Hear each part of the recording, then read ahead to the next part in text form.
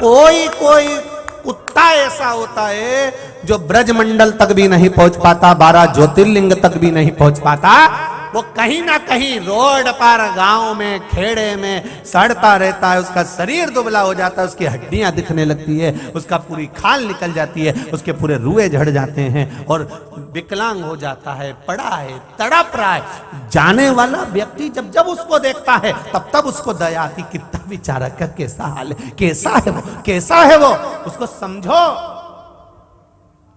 उस नारी ने केवल एक गलती कर दी थी, देवव्रत ब्राह्मण की उस बेटी ने एक गलती कर दी थी कि एक शादीशुदा जिंदगी को नाश कर दिया था।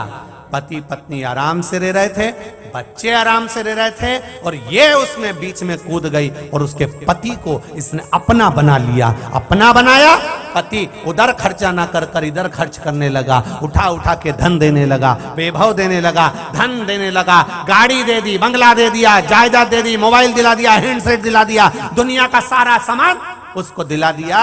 अब उसने मनुष्य की देह में तो भोग कर लिया, मानव के शरीर में तो भोग कर लिया, खूब कटे हुए सेवफल का मोबाइल चलाया, खूब चलाया कटे हुए सेवफल का मोबाइल, क्या बोलते हैं उसको, हाँ समझ जा, बस तुम उतने में समझ गए।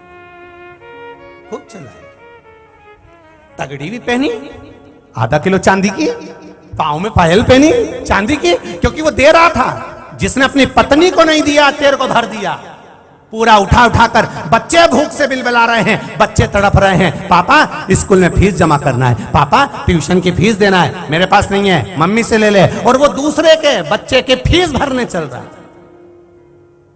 वो कह रही है यहां बैठ जाओ, वहां बैठ गया, वहां बैठ जाओ, वहां बैठ गया। समझ लेना, जो नारी और जो पुरुष ऐसी स्थिति में रहता है तो उसको समझ लेना चाहिए कि तेरा क्या होगा रे कालिया। समझ, बस ये जो तुम्हें रोड पे खजियारा कुत्ता मिले ना, उसका फोटो खींच लेना, और फोटो खींच के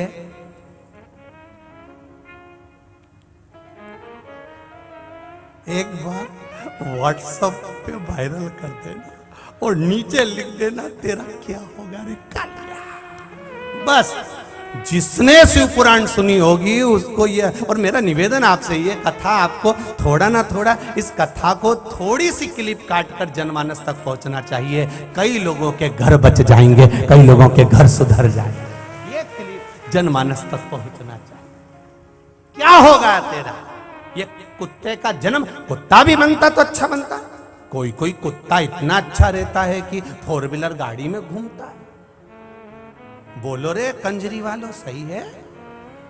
कोई कोई कुत्ते की किस्मत इतनी अच्छी रहती है कि घर का व्यक्ति अपने बच्चे को कभी छी नहीं कराता, पर कुत्ते को कराता है। ये तो कुत्ते की किस्मत है।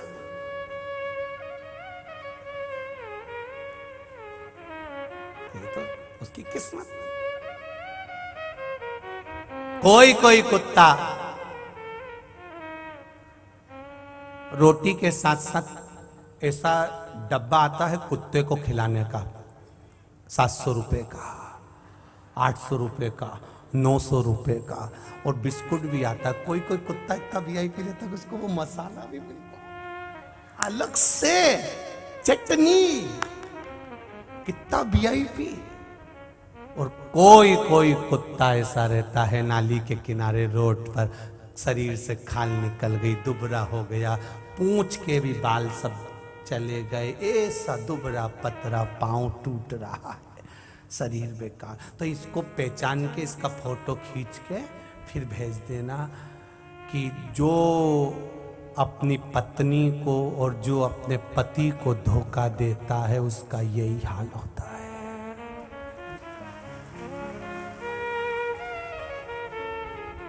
कोई पूछे ये कथा कहां से आई? स्कंद पुराण में काशी खंड के अंतर्गत जो वर्णन किया गया है, 2 कथाएं स्कंद पुराण में बड़ी भारी आई है महाराज, मनुष्य देह को सुधारने की, संवारने की। काशी, इस काश्मीर प्रदेश के अंतर्गत जो देवव्रत नाम का ब्राह्मण है, उसकी जो बेटी है उसको समझाया बुझाया, बहुत समझाया, पर मार्ग नहीं छोड़ा, उसने मार्ग नहीं छोड़ा, इसलिए वो गलत संगति में पड़ गई। पर पुरुष के ऊपर उसने स्मरण करा, पर पुरुष को अपना बनाना चाहा। उसका सुंदरता इतनी थी कि पुरुष उसके ऊपर लोभित हो जाता था, पुरुष उसकी ओर हो जाता था। ना जाने कितनों के घर का वैभव इसने अकेला रख दिया, अकेला। दिला देगा वो तुमको, तुम्हारी सुंदरता के चक्कर में वो तुम्हें हैंडसेट दिलाएगा, तुम्हारी सुंदरता के चक्कर में पायल दिलाएगा, तुम्हारी सुंदरता के चक्कर में कपड़ा दिलाएगा, तुम्हारी सुंदरता के चक्कर में सब कुछ दिलाएगा। पर तुम इस बात का अंदाजा लगा रखना कि ये सुंदरता केवल मनुष्य के देह तक रहती है। मनुष्य का देह छूटने के बाद जब अगला जन्म होगा, 84 लाख योनियों में 20 लाख योनि तो केवल ये पेड़ पौधे की है, केवल पेड़ पौधे की। और उसमें भी पेड़ पौधे भगवान से प्रार्थना करते हैं, हमको फल वाला मत बनाना, हमको फल वाला मत बनाना, जो दूसरे का धन हड़प जाते हैं, दूसरे की जायदाद खा जाते हैं, दूसरे का पैसा खा जाते हैं, दूसरे की प्रॉपर्टी खा जाते हैं, दूसरे का सामान खाकर बैठ जाते हैं, उनको भगवान आम का पेड़, बेर का पेड़, कबीट का पेड़, फल वाला पेड़ बना देते हैं। क्यों बनाते हैं? कई लोगों को बड़ी प्रसन्नता होती है, आम का पेड़ कितना सुंदर, बेर का पेड़ कितना सुंदर, भगवान उसको फल वाला पेड़ बनाते हैं। क्यों बनाते हैं? क्योंकि तूने दूसरे का खाया है, इसलिए अब पत्थर खा और आम तोड़ने वाला उठा धर के। जो आम के पेड़ पे चढ़ा, केरी को तोड़ने के लिए पत्तों को नोच रहा है, डालियों को नोच रहा है, बेर तोड़ रहा है, उसको कष्ट पर कष्ट हो रहा है, रो रहा है, बिलख रहा है। 20 लाख योनि, 84 लाख योनि में 20 लाख योनि तो वृक्ष की है, भगवान से प्रार्थना करता रहता है। आम का पेड़, बेर का पेड़, फल वाला पेड़, नारियल का पेड़, ये सब भगवान से प्रार्थना करते। हमको बनाना था तो दूबा बना देते, घास बना देते, साधारण बना देते। लोग हमें पत्थर तो नहीं मारते, लोग हम पर चढ़ते तो नहीं, हमको नोचते तो नहीं, हमको खींचते तो नहीं। प्रभु कृपा कर दो, दयालु करुणा कर दीजिए, कृपा कर दीजिए। भगवान नहीं करता। 84 लाख योनि में 20 लाख योनि पेड़ पौधे की है, 20 लाख योनि में भी जो आखिरी वृक्ष की योनि है वो बेलपत्री, पीपल, बड़, आंवले की है। ये योनि पाने के लिए भी जीव भगवान से प्रार्थना करता, हमको बेलपत्री का पौधा बना देना। क्यों? अगर किसी बेलपत्री के पौधे की बेलपत्र उतर कर देवाधिदेव महादेव को चढ़ जाती है तो वो बेलपत्री का पौधा कुंवारा नहीं रहता, उसकी महादेव के साथ शादी हो जाती है और वो दूसरे लोग को चला जाता है। वो कहता है बेलपत्र का पौधा बना देना। इसलिए आपको कहा था कि अपने आनंद के साथ में, अपने जीवन के साथ में एक बेलपत्री का पौधा जरूर लगाओ। क्यों? तुम अगर मर भी गए, तुम्हारे प्राण छूट भी गए, वो बेलपत्री का पौधा अगर लगा रहेगा, वो बेलपत्री का पेड़ लगा रहेगा, उसमें से एक पत्ती टूटकर अगर महादेव को चढ़ गई तो ना जाने कितनी योनियां उसकी कट जाएगी, उसका मोक्ष हो जाएगा, वो शिव तत्व को पा लेगा। हम समझाएं, समझें।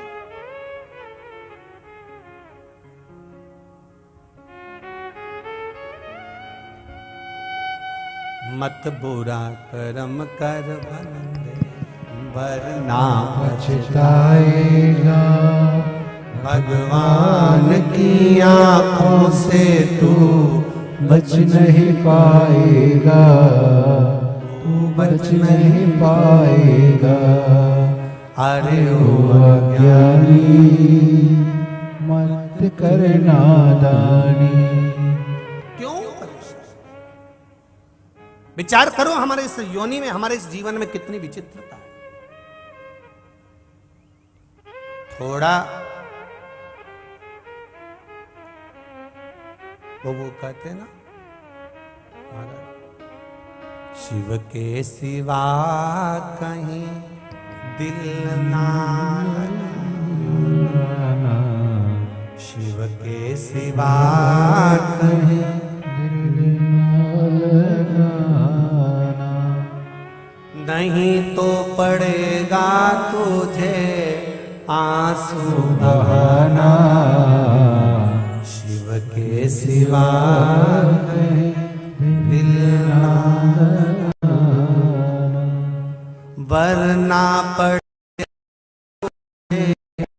आंसू बहाना,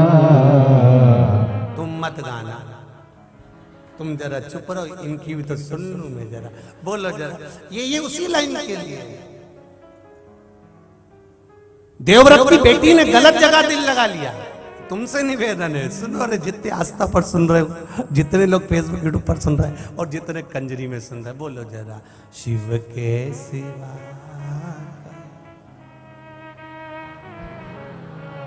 थोड़ा वॉल्यूम बढ़ाओ।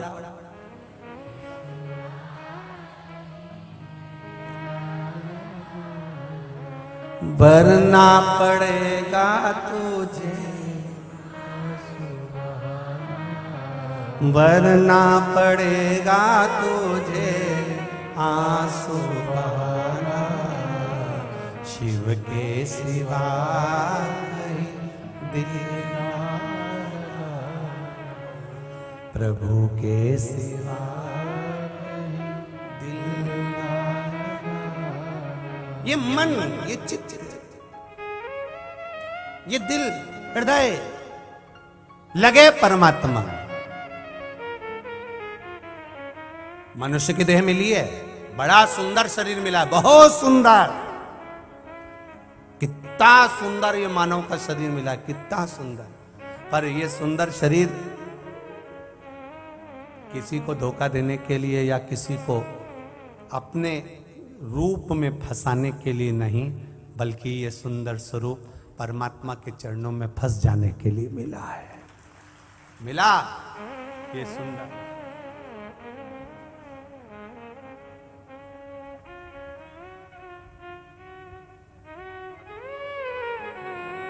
कितनी सुंदर मां यमुना, कितना सुंदर उसका भाव।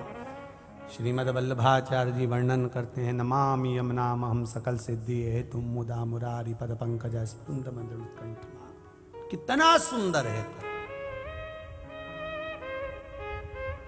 कितनी सुंदर।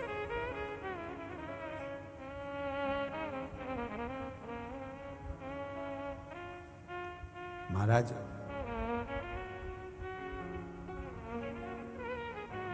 यहां तक दुनिया के लोग कहते हैं सुंदरता आपकी ही नहीं, मेरे परमात्मा की भी सुंदरता सुंदरता है। कई लोग कन्हैया को कह देते थे, ओ नंद लला, ओ नंद लला, जो तुम होते नंद लली तो गले कट जात करोड़न। अच्छा हुआ नंदराय जी तुम्हारे घर में इतना सुंदर छोरा हुआ, इतनी सुंदर छोरी हो जाती तो आधे तो बावड़ी में डूब के मर जाते इसके चक्कर में।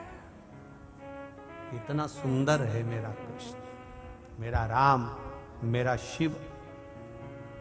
33 कोटि देवी देवताओं में भी सबसे ज्यादा सुंदर है मेरे देवाधिदेव महादेव। गणेश जी कई बार कहते थे एक बार आपका रूप देखना है। ये भस्म लगा के बैठ जाते हो, जटाजूट बांध के बैठ जाते हो, अच्छे नहीं लगते। सबके पिताजी कितने अच्छे लगते हैं। भगवान विष्णु को देखो क्या सुंदर, राम जी को देखो क्या सुंदर, कृष्ण भगवान को देखो क्या सुंदर, इंद्र को देखो क्या सुंदर, वायुदेव, जलदेव, गरुण देव, वरुण देव, जितने देवताओं को देखो सब सुंदर नजर आते हैं। और एक देव अधिदेव महादेव, जटा बंधी हुई है, सांप बिच्छू पड़े हुए हैं, भस्म लपेटे हुए हो, ततैये घूम रहे हैं, अच्छे नहीं लग रहे। भगवान गणेश जी ने कहा मुझे एक बार आपका असली चेहरा देखना है, एक बार आपको अच्छा देखना है। भगवान ने कहा मैं रहने दे, मेरे को तो ये पाउडर लगे रहने दे। नहीं नहीं मेरे को देखना। भगवान ने अब की बार गणेश जी का हाथ पकड़ा, ले गए हरिद्वार। हरिद्वार ले जाकर भगवान ने कहा तू असली स्वरूप मेरा देख ही ले। और जो शंकर भगवान नहाने के लिए गंगा में कूदे, कूदते से ही जैसे बाहर निकले और केश भोलेनाथ के जो उन्होंने हिलाए, हिलाते से ही गणेश जी उनको देख के स्तुब्ध हो गए। आते से गणेश जी ने चरण पकड़ लिए, जैसे थे वैसे ही हो जाओ। शंकर भगवान बोले मैं नहीं होऊंगा वैसा। गणेश जी गए, चिता भस्म लेकर आए, लाके उन्होंने पिताजी के ऊपर पूरा बोरा उंडेल दिया भस्म का। शंकर भगवान ने पूछा ये क्यों कर रहा है? गणेश जी बोले आप मेरी मैया पार्वती से ज्यादा सुंदर दिख रहे हो और मैं मेरी माता से ज्यादा सुंदर किसी को नहीं देख सकता। अंदर से मुझे जलन हो रही है, ईर्ष्या हो रही। आप जैसे थे वैसे हो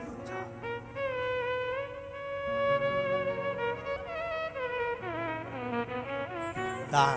कितनी कृपा, कितनी दया। मेरे भोलेनाथ जी ने कि मेरे सारे देवता अच्छे दिखे इसलिए महादेव भस्म लगा के बैठ जाते हैं। ततैया वतैया पास में रख लें। उन्होंने कहा इंद्र के पास जाओ, भगवान विष्णु के पास जाओ, ब्रह्मा जी के पास जाओ, वरुण गरुण के पास जाओ, मेरे पास मत आओ। इसलिए उन्होंने कैलाश धाम पर जाकर बैठ गए। कैलाश धाम पर वो भी ततैया लटका के, बिच्छू लटका के, नाग गले में धारण कर कर, मृगछाला पहनकर, कोई मतलब नहीं किसी से। चलो जब मेरे पास मत बैठो। आज भी राम मंदिर में बैठने की जगह होती है, कृष्ण मंदिर में बैठने की जगह होती है, देवी के मंदिर में बैठने की जगह होती है, सारे देवताओं के मंदिर में बैठने की जगह होती है, पर शंकर जी के गर्भगृह में बैठने की जगह नहीं होती। क्यों? लोग इतना पानी ढोल के जाते हैं कि साड़ी भी बचा के चलना पड़ता है। महादेव कहते हैं मेरे पास बैठ के टाइम बर्बाद मत करो, अपने घर जाओ। चलो यहां से बस लोटा चढ़ाओ और अपने घर जाओ। तो किसी ने पूछा महादेव जी आपके पास में समय क्यों नहीं है? महादेव बोले मैं खुद राम नाम जपता रहता हूँ, कृष्ण नाम जपता रहता हूँ, तुम भी जपो, अपने घर जाओ, टाइम काय को बर्बाद करते हो। पूरे दिन भर में 24 घंटे में 1 लोटा जल लेकर, बस ज्यादा समय नहीं लगता 1 लोटा जल चढ़ाने में। लगता है क्या? अरे बोलो तो जम के, नहीं लगता। 1 लोटा जल चढ़ाने में कोई समय नहीं। लोटा भर के अपने घर से ले गए, हर महादेव, और लोटा लगाया, वापिस झेला, चल दिए पुनः। और बचा कुचा था, कोई नहीं देखे तो 3-4 बेलपत्री उठा लोटे के अंदर रख के और ले गए। और नी तो फिर वैसे तो आज के समय में शंकर जी के मंदिर में बेलपत्री मिलना बहुत कठिन काम। पहले के समय में जैसे कोई अच्छा व्यक्ति ढूंढना कठिन था, वैसे शंकर जी के मंदिर में बेलपत्री ढूंढना कठिन काम हो गया, बहुत कठिन। जो जाता है, एक कोई चढ़ा के जाता है, दूसरा पहले उठा के धर लेता, दूसरा चढ़ा के गया, तीसरा पहले उठा के धर लेता। कितनी खुशी होती होगी, कितना प्रसन्नता होती होगी। जिन शिव मंदिरों में लोगों के जाले नहीं निकलते थे, उसमें कुत्ते बैठे रहते थे, धूल पड़ी रहती थी, आज उस शिव मंदिर में लोग जल चढ़ाने के लिए लाइन लगाएं, इससे बढ़कर कोई सौभाग्य नहीं, उससे बढ़कर कोई खुशी नहीं।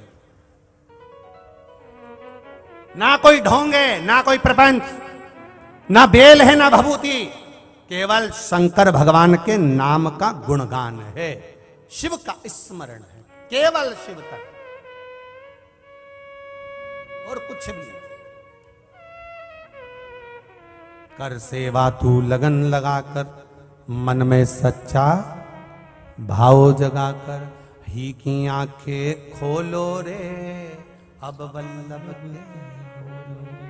महाराज नेत्र की खुल जाए, रो रहा है, बेटी की जिंदगी कैसे सवरे, जो बेटी इतनी गलत दशा में पहुंच गई, उस बेटी का जीवन कैसे संवारा जाए। विचार करा क्या करा जाए। शिव की आराधना में वापिस डूब गया, वापिस देवव्रत फिर डूब गया।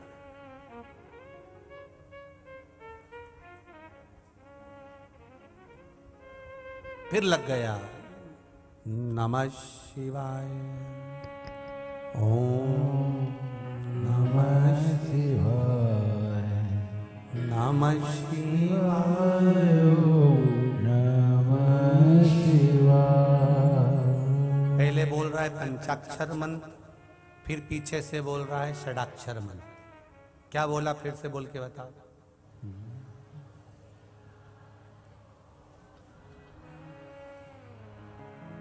नमः ओम। पहले कौन सा मंत्र आ गया? पंचाक्षर। इसके बाद में जैसे ही बोला ओम नमः शिवाय, आ गया षडाक्षर। फिर इसके पीछे आ गया, वापिस बोलो, एक बार फिर से बोलो, नमः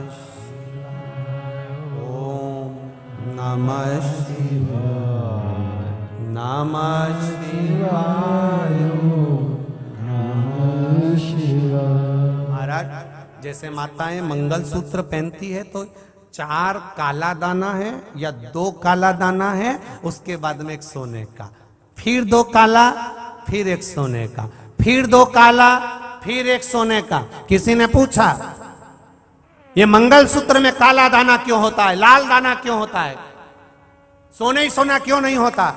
तो कहा महाराज ये काला दाना पति को बुरी नजर से बचा कर रखता है और मेरा बना कर रखता है।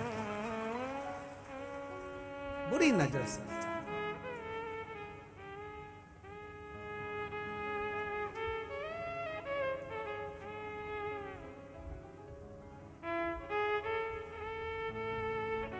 महाराज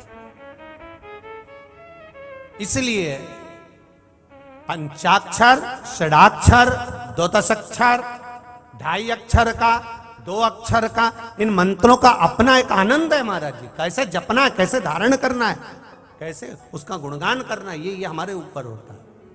नमः शिवाय, नमः शिवाय, ओम नमः शिवाय, नमः शिवाय, ओम नमः शिवाय, नमः शिवाय, ओम नमः शिवाय। करा गुणगान, करा स्मरण, करा भजन, कर। लग गया पीछे, शिव मंदिर से बाहर निकला, बेलपत्री के वृक्ष के नीचे जाकर बैठ गया। देवव्रत बेलपत्र के वृक्ष के नीचे बैठा।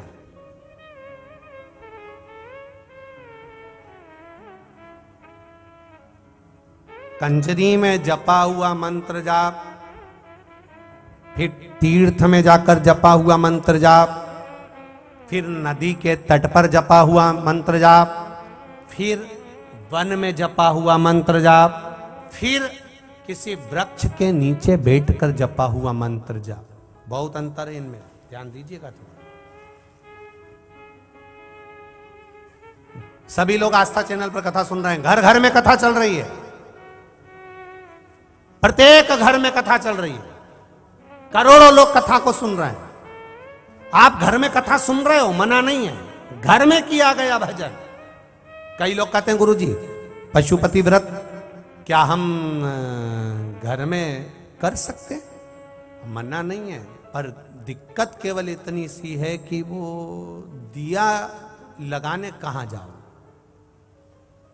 कौन से नंबर का दिया? बोलो बोलो जम के। छठे नंबर का जो दिया, 5 दिया तो तुम घर के अंदर लगा दोगे, पर वो छठा दिया दरवाजे पे लगाने कहां जाओगे? दिक्कत वहां आई है। इसलिए पशुपति व्रत मंदिर में जाकर किया जाता है। कोई भी व्यासपीठ से अगर बताया जाता है तो आप लोगों को कहा जाता है कि मंदिर में जाकर करो, मंदिर में पहुंचकर करो। मंदिर में जाकर करो क्यों?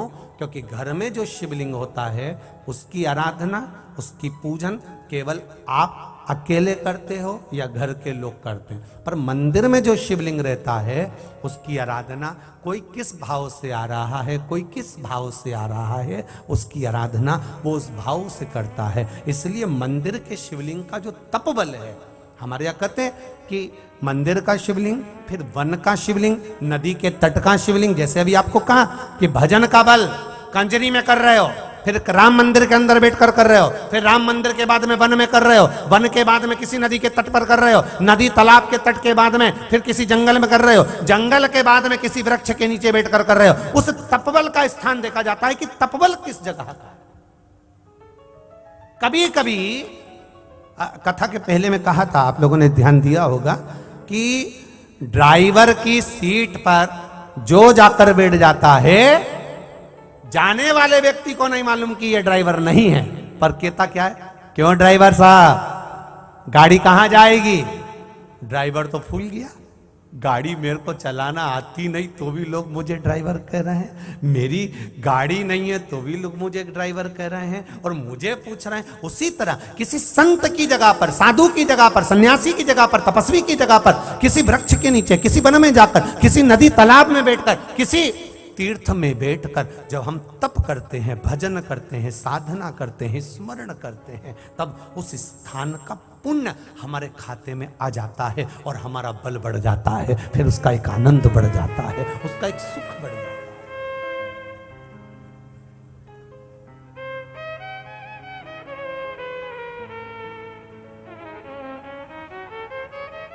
वो बढ़ जाएगा फिर। इसीलिए महाराज शिव के सिवा कहीं दिल ना लगा,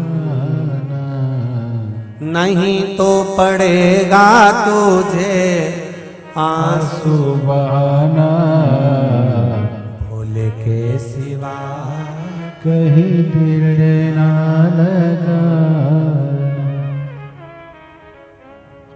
ये जीवन मिला। कहा ड्राइवर को बोल दिया, क्या स्थान पर बैठा था इसलिए ड्राइवर बोल दिया। कितना हमारे यहां पर बल है देखिए। मास्टर की धर्म पत्नी मास्टर नहीं होती।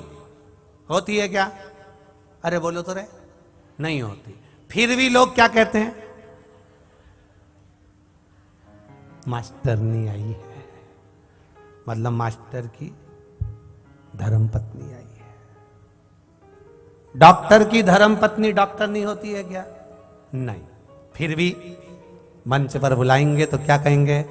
डॉक्टर साहब एवं श्रीमती डॉक्टर। अब ये तो डॉक्टर थी ही नहीं, पर डॉक्टर के साथ जुड़ गई तो डॉक्टरनी हो गई।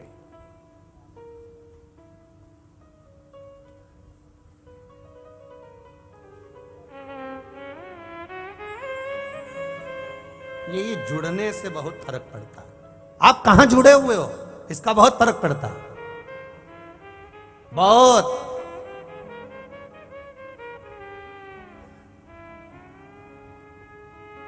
आप कहां नैन मिला रहे हो इसका बहुत फर्क पड़ता है। आप किसको देख रहे हो इसका बहुत फर्क पड़ता है, बहुत। एक बार तुम मंदिर में जाकर भगवान को एक टकटकी लगाकर देखना, भगवान को एक टकटकी लगाकर देखते रहना। देखते रहो, देखते रहो, देखते रहो, देखते रहो, देखते रहो, बस उसी को देखते रहो। लोग आते जाते तुमको क्या कहेंगे? कितना धर्मात्मा है, भगवान का कितना भक्त है, भगवान को कैसे निहारता रहता है, दिन भर देखता रहता है। और ऐसी टकटकी लगाकर तुम ये कंजरी की रोड पर खड़े होकर गाड़ी पे और कोई छोरी जा रही हो डीकरी,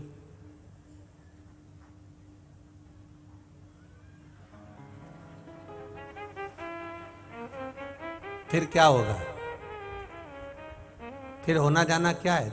कुछ नहीं होना है। पीछे जो गाड़ी वाला देख रहा होगा ना, गाड़ी खड़ी करेगा और चप्पल निकालेगा और जो धोना चालू करेगा ना, अब देखो कितना कितना अंतर आ गया।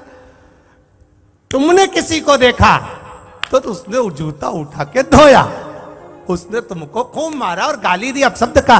बताओ, छोरी को देख रहा है, गलत काम कर रहा है, आंख एक टकटकी लगाकर देख रहा है। अब यहां तुम्हें सम्मान नहीं मिला है, गला पकड़ रहा है, यहां तुम्हें सम्मान नहीं मिला है, और तुमने भगवान को देखा तो वहां सम्मान मिला कि नहीं मिला? कितना धर्मात्मा रोज आता है, राम जी से नैन मिलाता है, राम जी का दर्शन करता है, ठाकुर जी से नैन मिलाता है, ठाकुर जी का दर्शन करता है। कितना अंतर है स्थान का, कितना अंतर।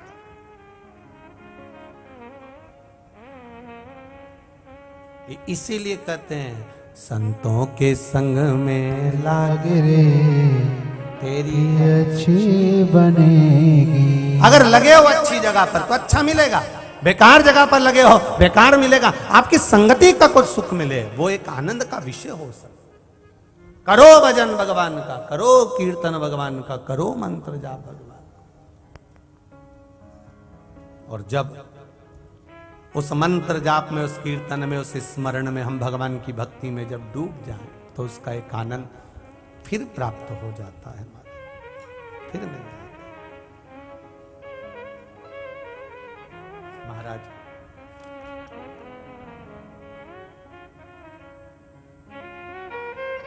भगवान शिव की कथा कह रही है। भगवान शंकर का कोई विशेष कार्य होता है और वो कार्य नहीं हो रहा होता है तो क्या करा जाता है? जल,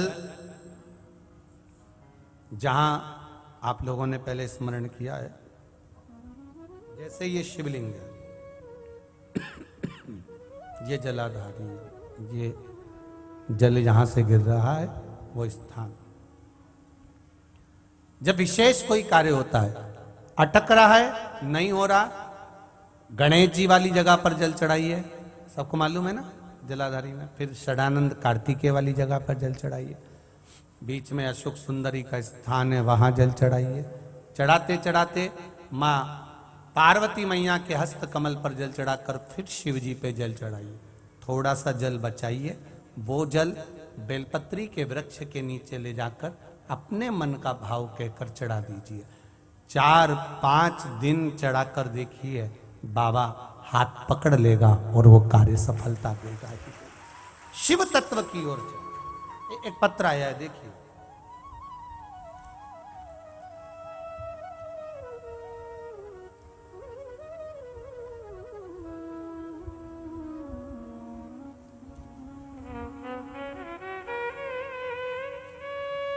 मेरा नाम वैशाली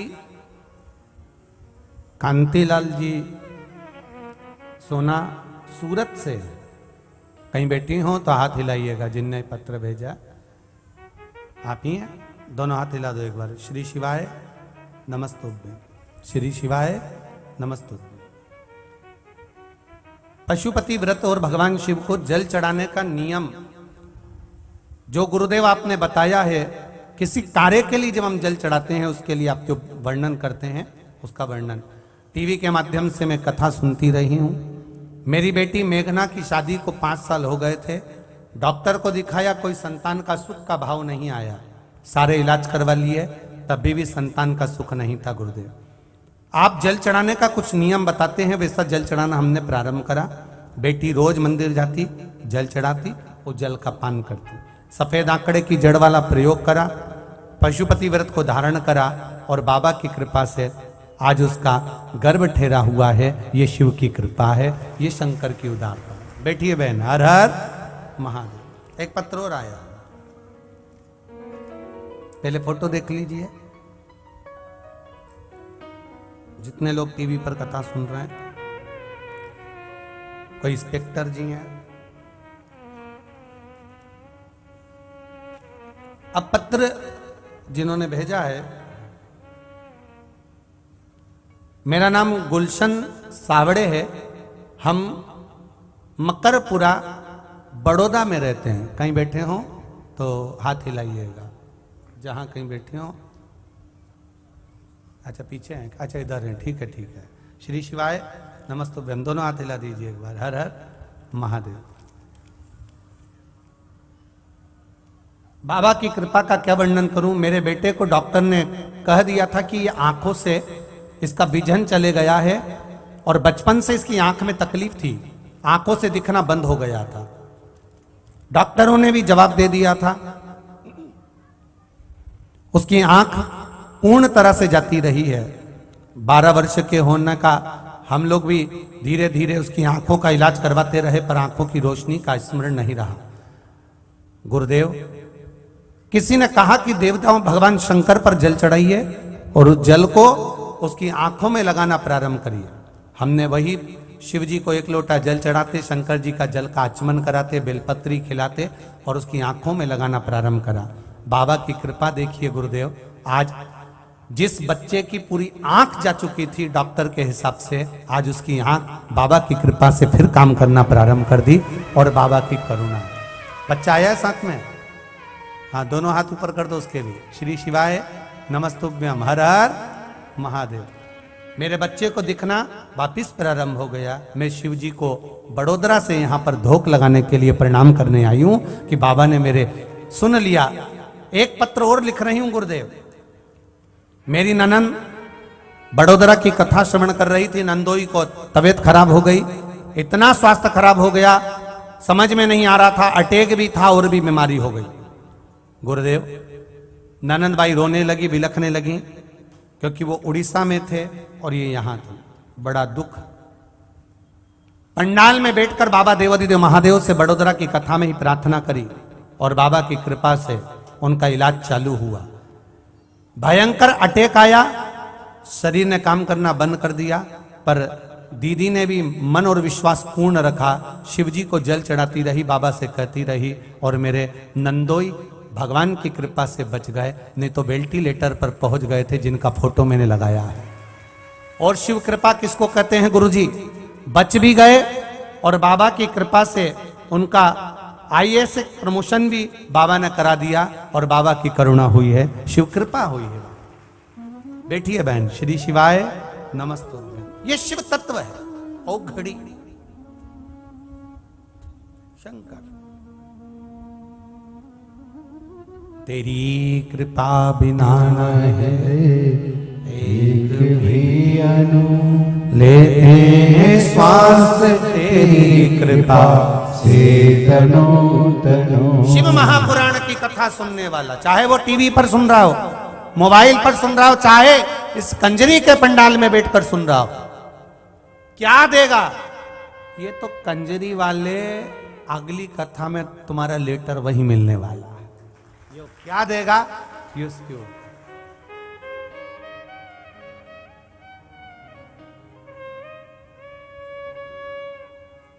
ये संतों की कथा है, भगवंतों की है।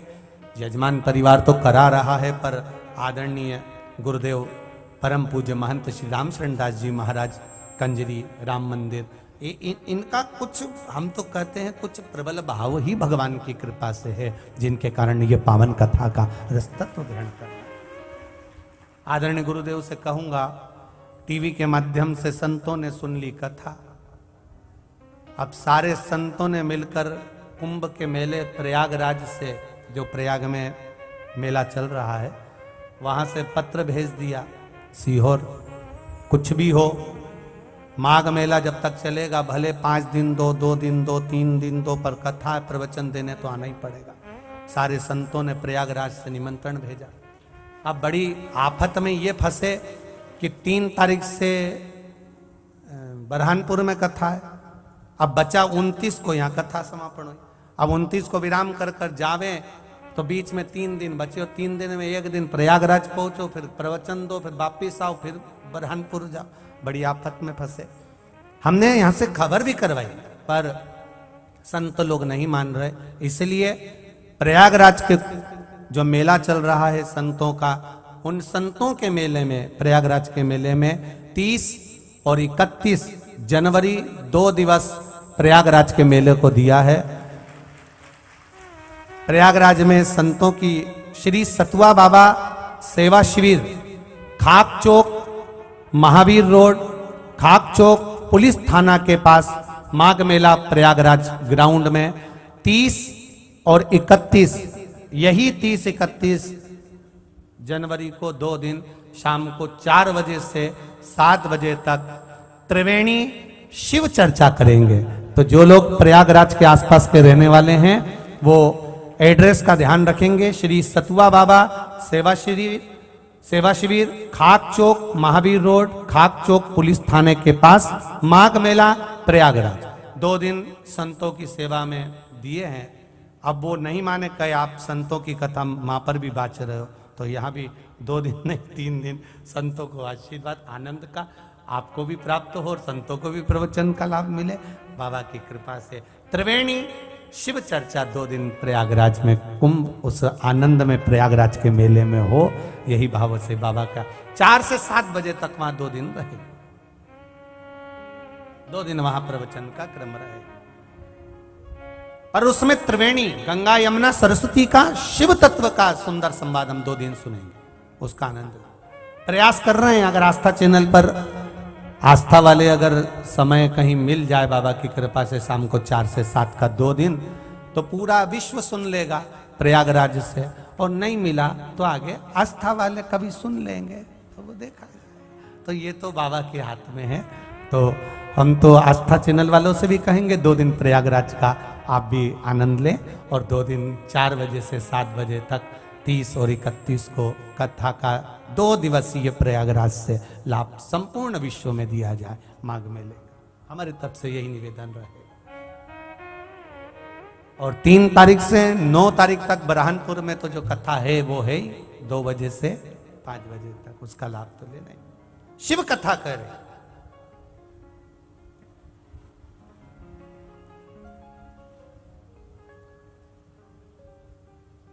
देवव्रत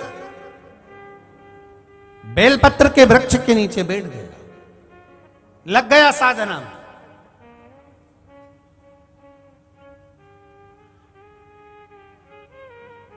अब शिव भक्ति में लग तो गया, डूब तो गया, रम तो गया। फिर निवेदन करेंगे। पहले दिन की कथा याद है आप लोगों को? पहले दिन की कथा कारकोट सांप की याद है? किसी ने सुनी थी कि नहीं सुनी थी? कारकोट नाग सर्प कहां जाकर बैठा था? भगवान शंकर के शिवलिंग के सामने केवल जाकर बैठा है कारकोट सर्प।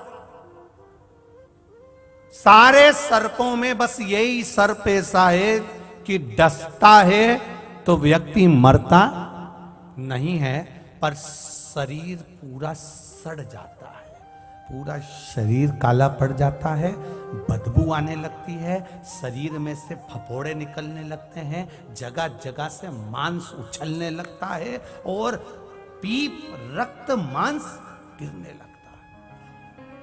कौन सा सांप है वो? कारकोट सांप। अब इसने विचार किया कि मैं जाके बैठ गया। अब क्या करा? क्या था इसने? केवल शिवलिंग के सामने बैठा था, केवल शिवलिंग के सामने, केवल शंकर के सामने।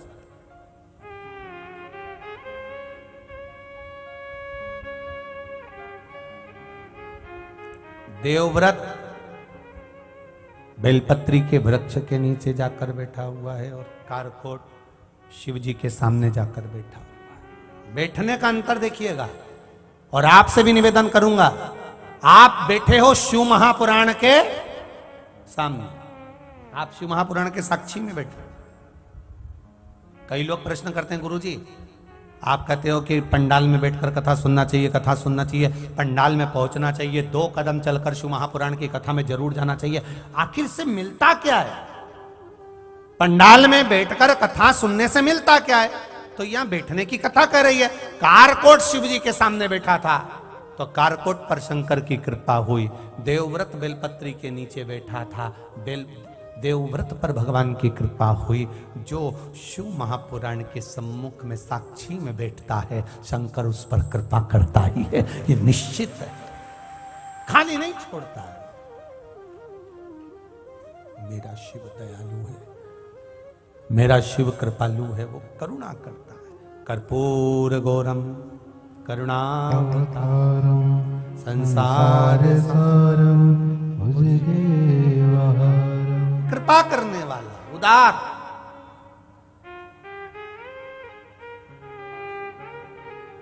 इसने नहीं मांगा देवव्रत ने कुछ भी, बेलपत्री के वृक्ष के नीचे बैठा है, कुछ नहीं मांग रहा। आपसे भी निवेदन है, जब जिंदगी में कहीं उलझन नजर आने लगे, कष्ट दिखने लगे, बहुत तकलीफ आने लगे, लगने लगे कि अब जिंदगी बेकार सी हो गई, हर तरह से हार जाओ, 2 क्षण के लिए शंकर भगवान के शिवलिंग की साक्षी में जाकर बैठ जाओ, या फिर किसी शिव महापुराण में जाकर बैठ जाओ, या शंकर भगवान की उस आनंद में बेलपत्र के वृक्ष के नीचे 2 क्षण जाकर बैठ जाइए। आपकी जिंदगी अपने आप धीरे धीरे संवरना चालू हो जाए। बैठो उसकी शरणागति।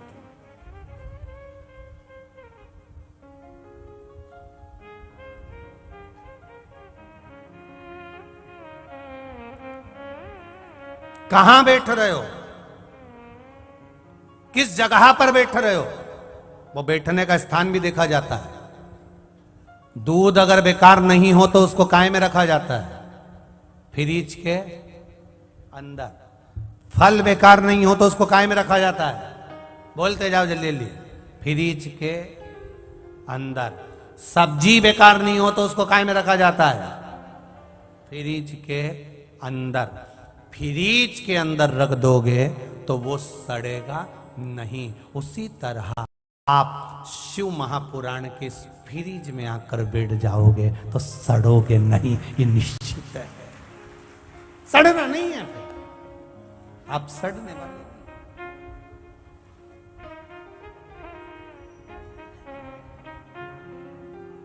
बैठो हुआ लगा।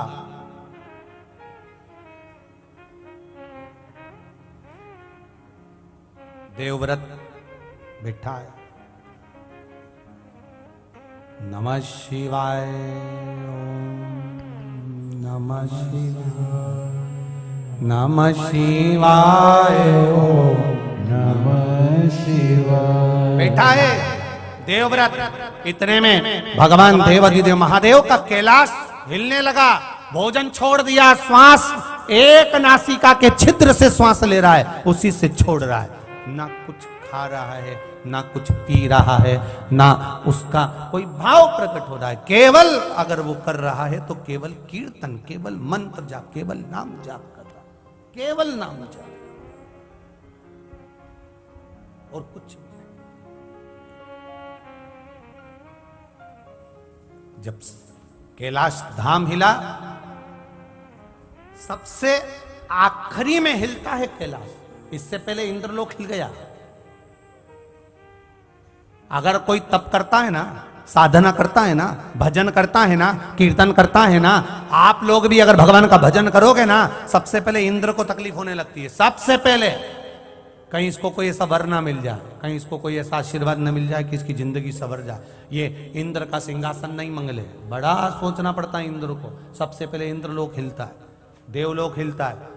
कैलाश धाम तो सबसे आखिरी का है, सबसे आखिरी का।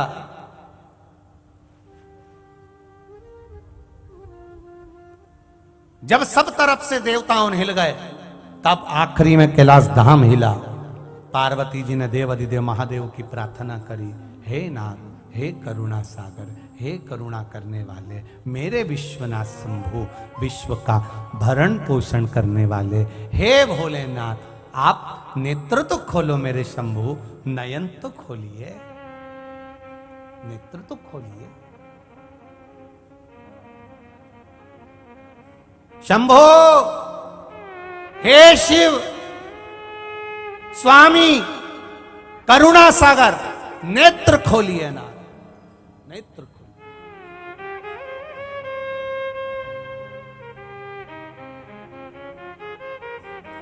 भगवान नेत्र खोले।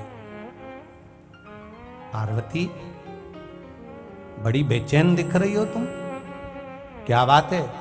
पार्वती जी कहती है, देवव्रत, काश्मीर प्रदेश का एक भक्त देवव्रत बेलपत्री के वृक्ष के नीचे बैठकर आपका मंत्र जाप कर रहा। मैं आपको जगाना नहीं चाहती थी, पर बेलपत्री के वृक्ष के नीचे लक्ष्मी झाड़ू लगाती है, सरस्वती वीणा बजाती है, इंद्राणी उस बेलपत्री के वृक्ष के नीचे जल का सींचन करती है। 33 कोटि देवी देवता उस बेलपत्री के वृक्ष की जड़ में विराजमान होते हैं। इसलिए देवव्रत एक बार पंचाक्षर मंत्र बोलता है तो वो 33 करोड़ बार गिना जाता है, ऐसा बेलपत्री का वृक्ष होता है। बेलपत्री के वृक्ष के नीचे एक बार अगर भगवान का नाम लिया जाता है तो वो 33 करोड़ बार, 33 कोटि बार गिना जाता है। एक मंत्र केवल नमः शिवाय, ओम नमः शिवाय, नमः शिवाय, ओम नमः शिवाय। 33 कोटि बार गिनाया, 33 कोटि। कितना सुंदर लिखा है। अगर आपने लिंग पुराण पढ़ी हो तो लिंग पुराण के अंदर, स्कंद पुराण के अंदर, नर्मदा पुराण के अंदर और शिव महापुराण के अंदर वर्णन मिलता है। विष्णु यज्ञ होता है, शिव यज्ञ होता है, रुद्र यज्ञ होता है, लक्ष्मी यज्ञ होता है, श्री राम नाम यज्ञ होता है, राम यज्ञ होता है, वसुदेव यज्ञ होता है, कृष्ण यज्ञ होता है, मानस यज्ञ होता है, धेनु यज्ञ होता है और अश्वमेध यज्ञ होता है, सर्वोत्तम यज्ञ होता है, सर्वतोमुखी यज्ञ होता है। कितने यज्ञ भारत की भूमि पर होते हैं, ढेर यज्ञ होते हैं। शिव महापुराण की कथा कहती है, मंदिर में जाकर एक लोटा जल जब कोई व्यक्ति चढ़ाता है तो विश्व में जितने यज्ञ होते हैं वो सारे यज्ञ का पुण्य एक लोटा जल से प्राप्त हो जाता है।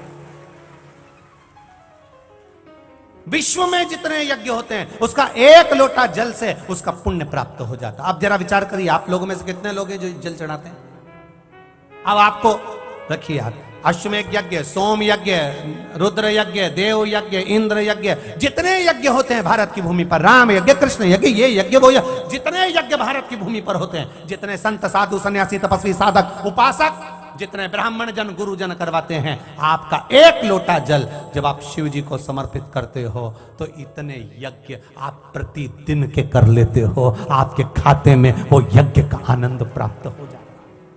शिव मंदिर तक जाना, शिव की चौखट पर जाना। शंकर भगवान का द्वारपाल, भगवान देवाधिदेव महादेव का द्वारपाल मणिभद्र, मेरे भोलेनाथ जी का द्वारपाल मणिभद्र का काम क्या है? मणिभद्र का काम क्या है?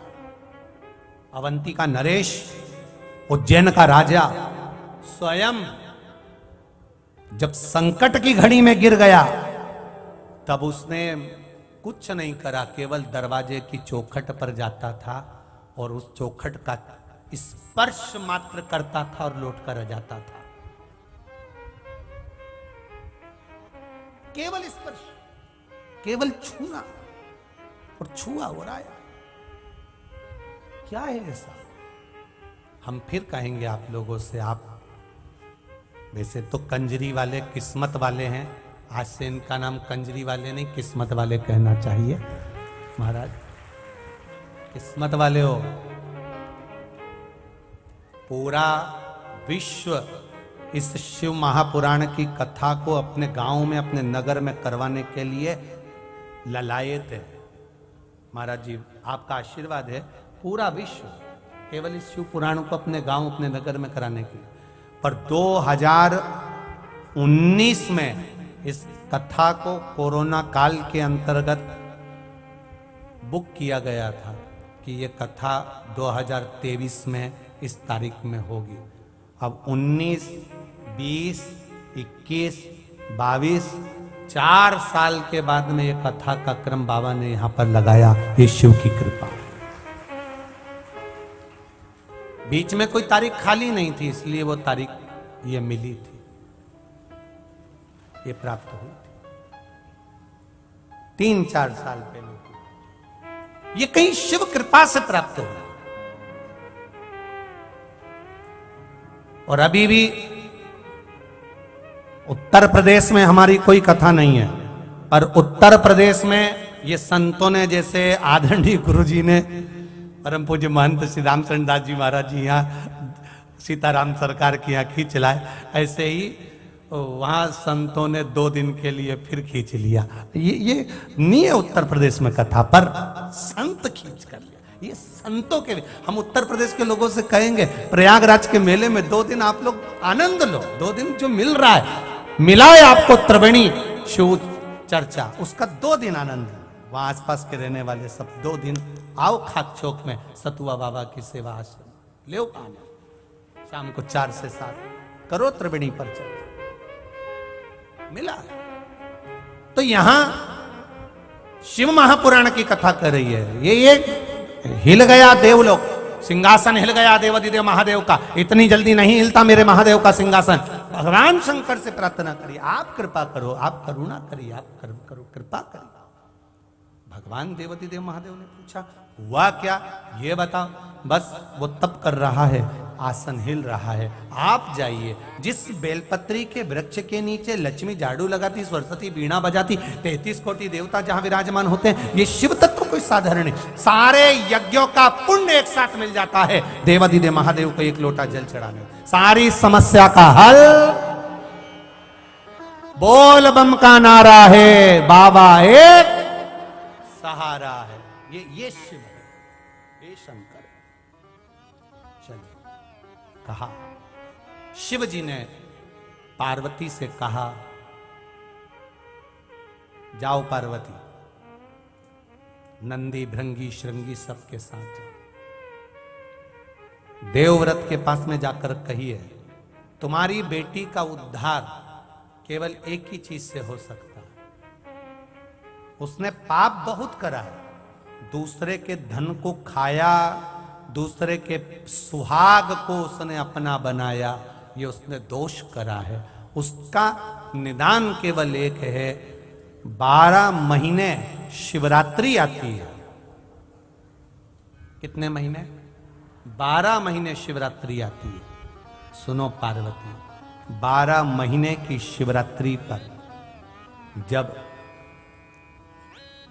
भक्त शंकर भगवान पर जल चढ़ाने के लिए आए, शिवालय में पूजन करने के लिए आए, दर्शन करने के लिए आए, उन शिवजी को जल चढ़ाने वाले भक्त का पांव शिवालय में जब पड़ेगा, वहां पानी गिरा हुआ होता है जहां कीचड़ हो जाता है। बोलो, गर्भगृह में गीला होता है कि नहीं होता?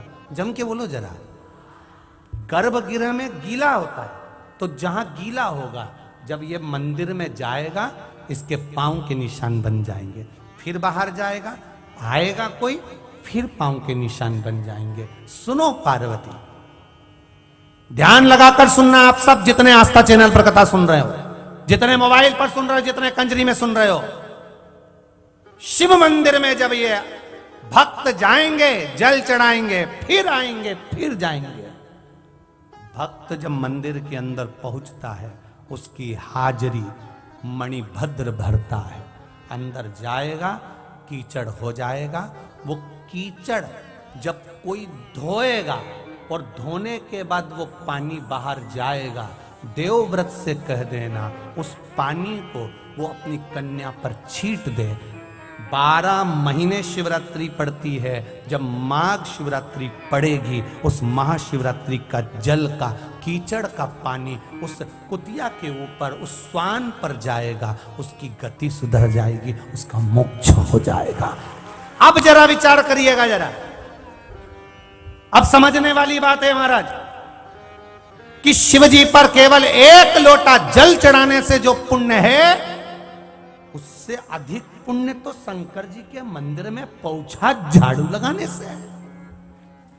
पौछा झाड़ू लगाने से वो जो कीचड़ हो गया है, उस कीचड़ का केवल धोने पर अगर छींटा भी लग गया इस शरीर को, उसको धोने पर इस शरीर पर थोड़ा सा भी भाग लग गया, तो समझिएगा कि जिंदगी संवर गई हमारी, हमारा जीवन सार्थक जीवन।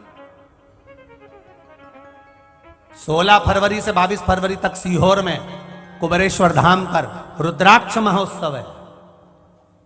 शिवरात्रि का समय होता है।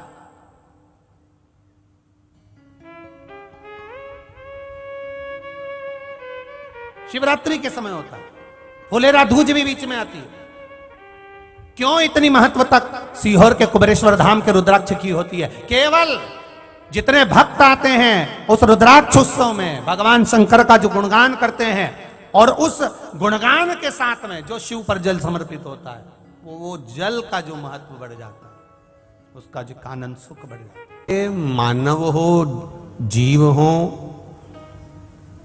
मेरा देव अधिदेव महादेव उनसे मिलने के लिए हर पल, हर घड़ी, हर क्षण बैठा हुआ है।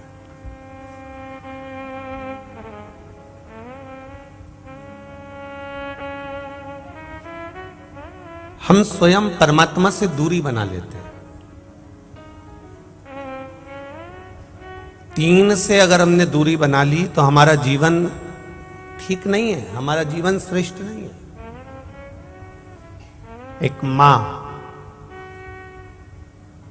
दूसरा महात्मा और तीसरा परमात्मा, ये 3 हैं।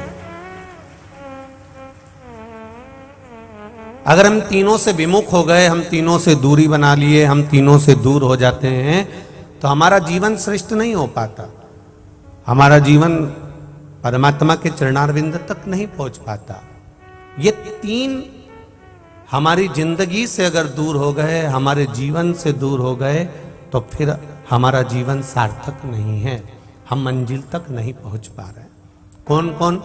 पहले नंबर पर मां, दूसरे नंबर पर महा, और तीसरे नंबर पर परमात्मा।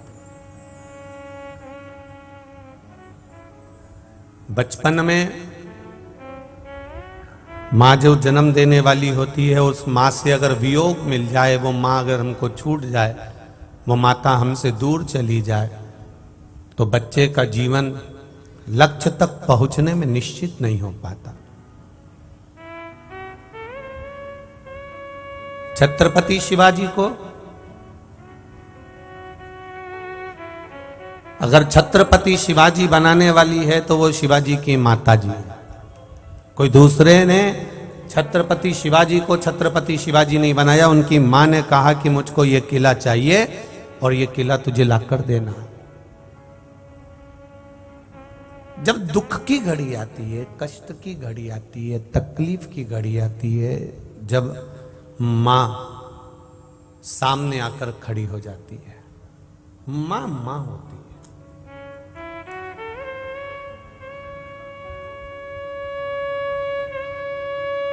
थोड़ा सा धन, थोड़ी सी दौलत, थोड़ी सी संपदा, थोड़ा सा जमीन जायदाद, घर, प्रॉपर्टी या वैभव के लिए अपने माँ से या अपने पिता से कभी द्वेष नहीं करना, कभी जिंदगी में मत करना, कभी ना करना।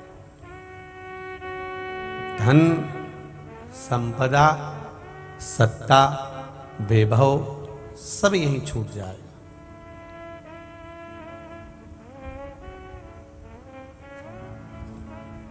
एक मां जिसने तुम्हारा बचपन संवारा है, तुम्हारी जिंदगी संवारी है। दूसरे नंबर पर है महात्मा। महात्मा का मतलब होता है गुरु।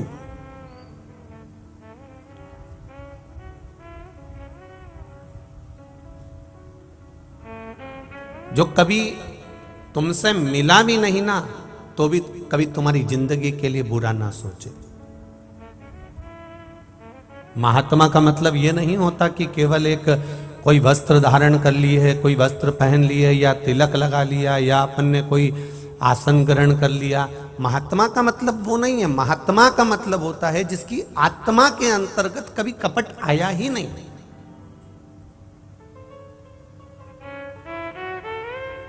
परम पूज्य गुरुदेव महंत श्री रामशरण दास जी महाराज, श्री राम मंदिर कंजरी, जब हम पहले दिन कंजरी में आए तो हालोल में जिग्नेश भाई के यहाँ जब हम रुके तो आदरणीय गुरुजी से मिलना हुआ। मिलने के बाद में हम राम मंदिर गए तो राम मंदिर पर बैठे चर्चा चल रही थी। उस समय पर आदरणीय विधायक जी परमार जी भी वहीं पर थे। तो बात चल रही थी तो उसमें एक बड़ी विचित्र बात राम जानकी मंदिर की हमको ज्ञात हुई कि महाराज परम पूज्य गुरुदेव महंत श्री रामशरण दास जी महाराज का भाव बता रहे थे तो कह रहे थे, गुरुजी आपके गुरु जो हुए हैं वो गुरु और उनके भी जो गुरु हुए हैं उन्होंने इस मंदिर का एक नियम बना कर रखा है कि किसी के दरवाजे पर जाकर हाथ नहीं फैलाना। राम जी महाराज खुद खींच कर बुलाएगा और अपना काम करा लेगा स्वयं।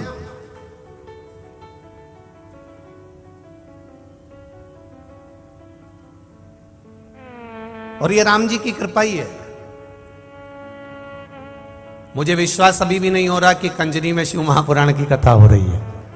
सीधी बात है महाराज जी, ये राम जी की कृपा है। राम जी ने खींच कर इन बच्चियों को बुलाया, राम जी ने कथा करवाई, गुरु जी का सानिध्य प्राप्त हुआ और माघ महीने में इतने सारे संतों का दर्शन हो जाना ये असंभव है महाराज। ये तो सब शिव की कृपा है, उनकी उदारता, उनकी करुणा है जो हमको दर्शन हो।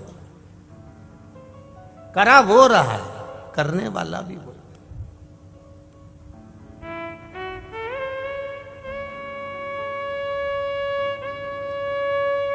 तेरी कृपा बिना न हिले एक भी लेते हैं श्वास, तेरी कृपा से तनु बखान क्या करूं मैं राखों के ढेर का, चपटी भभूत में है खजाना कुबेर का।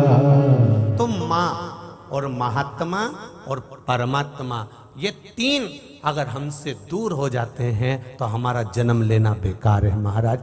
मां हमारे साथ हो, महात्मा मतलब ऐसा शिक्षक, ऐसा गुरु, ऐसा महात्मा, ऐसा संत, ऐसा साधु, ऐसा सन्यासी, ऐसा तपस्वी, ऐसा साधक, ऐसा उपासक जिसके भीतर कभी किसी के प्रति कपट भाव, बैर भाव, ईर्ष्या भाव प्रकट ही नहीं।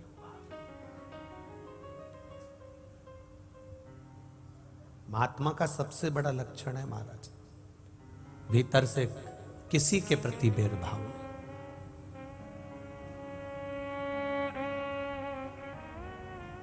मातंग बाबा के दरवाजे पर शबरी अम्बा रोज दर्शन कर आ जाती है। जहां से मातंग बाबा निकलते हैं, शबरी अम्बा रोज बुआरी लगा देती है, रोज पुष्प की पंखड़ियां बिखेर देती है और रोज उन पुष्पों की रंगोली डाल देती है शबरी अम्बा।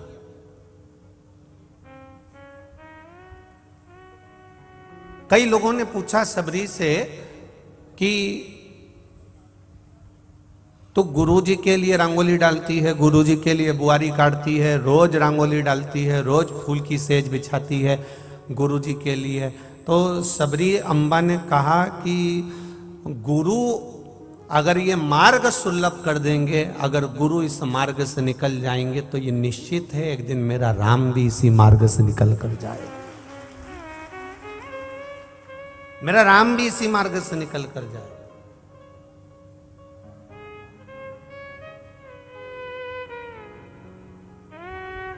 एक श्रेष्ठ महात्मा का लक्षण होता है कि वो कभी द्वेष रखता ही नहीं है, कभी कपट भाव उसके हृदय में आता ही नहीं,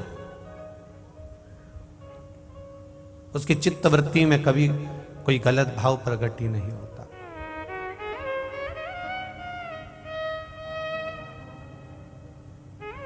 और तीसरे नंबर पर है परमात्मा। बचपन में मां का होना जरूरी है, जवानी अधेड़ी में महात्मा का होना, शिक्षक का होना, गुरु का होना, संत का होना हमारी जीवन में जरूरी है। और मृत्यु के समय पर परमात्मा का होना हमारे जीवन में बहुत जरूरी है।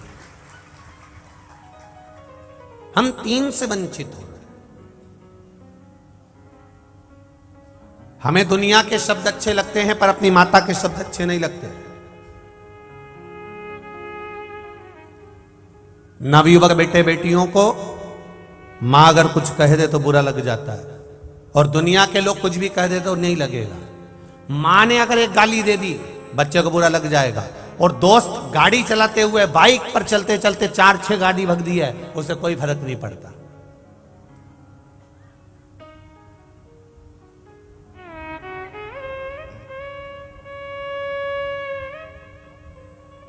कह दिया ना माने, ठीक है। अब शब्द कह दिया ना माने, ठीक है, पर हो सकता है हमारी मां हमारे लिए हमारी जिंदगी को संवार रही। ये जितने भी हमारे सामने कहीं ना कहीं अगर विवाद आते हैं, कोई ना कोई बात आती है, तो समझ लेना चाहिए ये पूर्व का कोई बंधन होगा जिसके कारणवश आज हमको ये सब सहना पड़ रहा है। ये विचार कर लेना चाहिए। मां बचपन को संवारने वाली होती है, जवानी अधेड़ी को संवारने वाला शिक्षक सदगुरु संत महात्मा होता है, और बुढ़ापे को संवारने वाला परमात्मा का नाम होता है जो अंत समय में संवार देता। अंतिम बिंदु संवरना चाहिए। बचपन गया जाने दो, जवानी गई जाने दो, अधेड़ी गई जाने दो, पर बुढ़ापा मत बिगड़ने देना। जिसका बुढ़ापा बिगड़ गया उसका जीवन नरक हो गया। घर पे से तुम कैसे भी फोटो खिंचवाने वाले के यहां चले जाओ, गए हो फोटो खिंचवाने कभी? अरे बोलो तो जम के गए हो ना। घर से कैसे भी जाओ तुम फोटो खिंचवाने वाले के यहाँ, चाहे तुम तैयार होके चले जाओ, जूड़ा बांध के चले जाओ, साड़ी वाड़ी पटली मटली सब लगा लोगों के बढ़िया तैयार मैयार होके 1 घंटे तक पेंसिल से लाइन खींच के और डब्बा भर के और नैनों को नीला पीला करके कत्थाई करके और 2 घंटे तक धागे से निपटा के तुम तैयार होकर कितने भी फोटो वाले के चले जाओ, पर फोटो वाला जब फोटो खींचता है ना तो तुमसे कितने भी तुम तैयार हो जाओ, कितने भी तुम श्रृंगार कर लो, उसके बाद भी फोटो वाला तुमसे खटका दबाने से पहले कहता है स्माइल प्लीज। अब देखो तुम कितने चतुर हो। हमने कहा ना गुजरात में थोड़ी बहुत कथा तो नीवी बातों के चल जाएगा, सब समझ जाते। वो स्माइल प्लीज कह रहा। अब उसको स्माइल प्लीज कहने की जरूरत क्या पड़ी जब इतनी सच के आई है, इतना श्रृंगार करके आई है, इतनी अच्छी कपड़े पहन कर आई है, इतना जूड़ा बांध कर आई है, इतना सब साज सजा कर आई है, तो फिर उसको ये कहने की जरूरत क्या है कि स्माइल प्लीज? क्योंकि उसको मालूम है ये सब जितना श्रृंगार करा है, जितना कपड़े पहने हैं, ये किसी काम का नहीं। अगर तुम्हारे चेहरे पर स्माइल नहीं है तो वो किसी काम का नहीं, किसी काम का नहीं। मुस्कुराहट, हंसी, चेहरे पर प्रसन्नता, ये परमात्मा ने केवल मनुष्य को दी है, केवल परमात्मा ने मनुष्य को दी।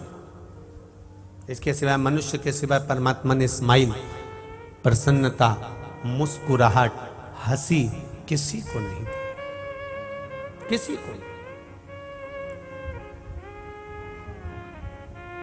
और जितने प्रसन्न हो सकते हो, जितनी प्रसन्नता का जीवन तुम जी सकते हो, जितने आनंद का जीवन तुम जी सकते हो, जितने आनंद से तुम अपने जीवन को जी सकते हो, उतने जी, उतने जी। महाराज, तेरी कृपा बिना न हिले एक भी अणु, लेते हैं श्वास तेरी कृपा से तनो तनो। बखान क्या करूं मैं राखों के ढेर का, चपटी भभूत में है खजाना कुबेर का। हे गंगाधार मुक्तिधार ओमकार तू, भोले ओमकार तू। आयो शरण तिहारी शंभो कार तार तो।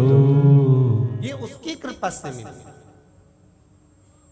आपके चेहरे की प्रसन्नता, आपके चेहरे की स्माइल, ये उस परमात्मा ने केवल मनुष्य को दी, केवल मनुष्य।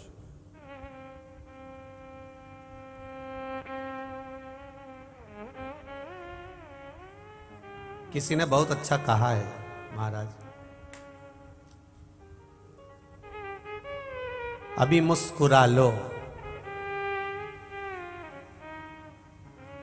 इन दांतों से खिल खिल कर बुढ़ापे में गिर जाएंगे ये दांत हिल हिल कर। अभी मिला है तो मुस्कुरा, बाद में नहीं मिलेंगे तब याद आएगी मेरा सोफा सेट कहां चले गया, तब स्मरण में नहीं आएगा कि गया कहां। फिर याद रखना,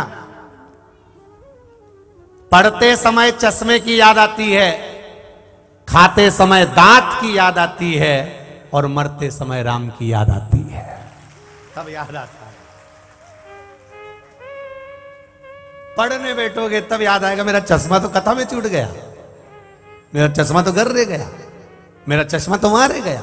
खाते समय याद आया मेरे सोफा सेट तो फ्रिज के अंदर रह गया है, और ये लड्डू तिल्ली का, और तिल्ली का लड्डू खाना दम की बात होती है।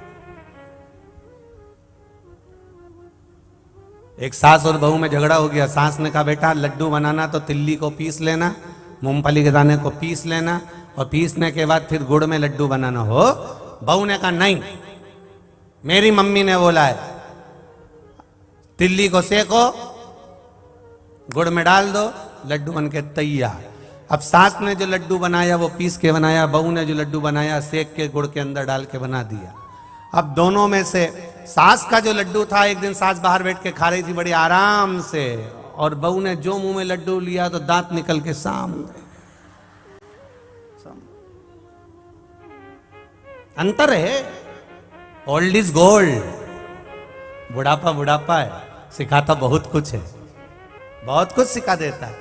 तो यहां शिव पुराण कह रही है, भगवान शंकर की कथा कर रही है। ये प्रसन्नता, ये आनंदता, ये हृदय का आनंदता, ये चित्त की आनंदता, ये परमात्मा ने केवल मनुष्य को दी। तो मां,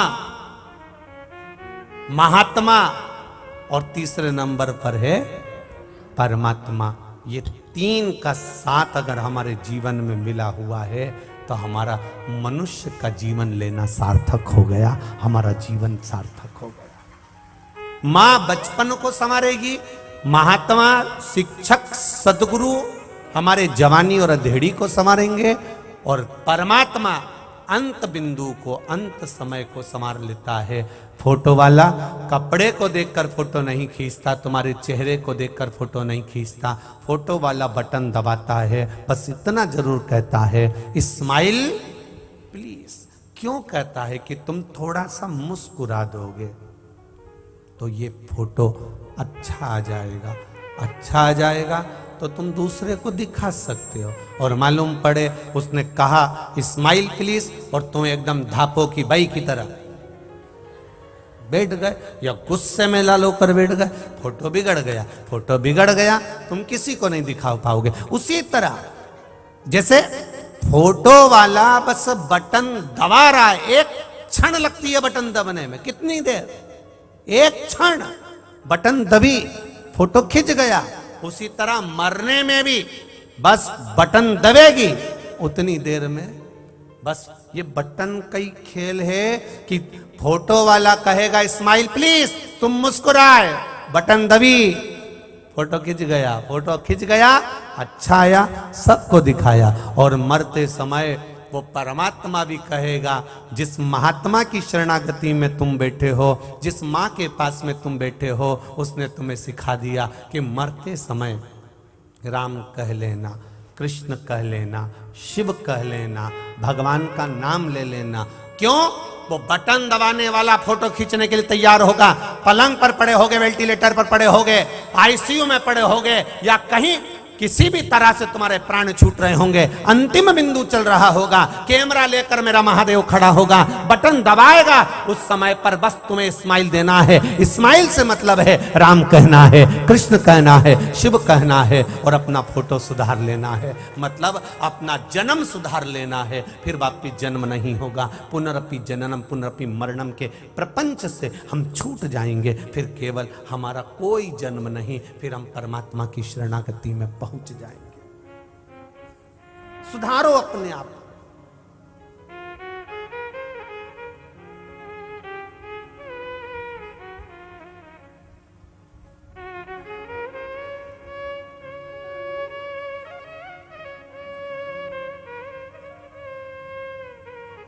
अभी मुस्कुरा लो इन दांतों से, बोलो बोलो जरा, खिल खिल के, नहीं तो बुढ़ापे में सब निकल जाएंगे हिल हिल। बचा क्या, सब तरह सब। भजन की चित्तता, मुख में हो राम नाम, राम सेवा हाथ में, तू अकेला नहीं प्यारे राम तेरे साथ में, किया अभिमान तो फिर मान नहीं पाएगा, होगा वही प्यारे जो मेरे राम जी को भाएगा। फल आशा त्याग शुभ काम करते रही। जाई विधि विधि राखे राम ताहि विधि रही। नाता एक राम जी से। तू सुन लो कंजरी वालों, नाता एक राम जी से, दूजा नाता छोड़ दे। और रिश्ता एक भोलेनाथ से, दूजा रिश्ता जोड़ ले। साधु संगे राम रंग अंग अंग सही। और जाई विधि विधि राखे राम ताहि विधि रही। महाराज भजन चित्त को आनंद।